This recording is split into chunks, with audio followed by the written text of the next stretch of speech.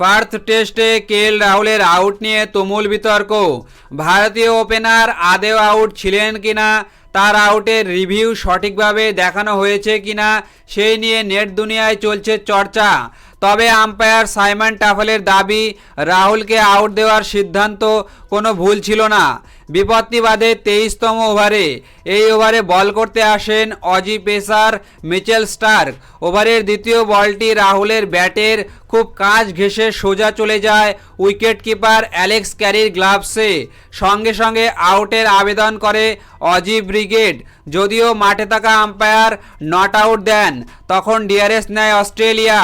রিভিউয়ে দেখা যায় সামান্য স্পাইক রয়েছে, অর্থাৎ ব্যাটে কিছু লেগেছে, কিন্তু বল লেগে স্পাইক হয়েছে নাকি ব্যাট লেগে সেটি বোঝা যায়নি।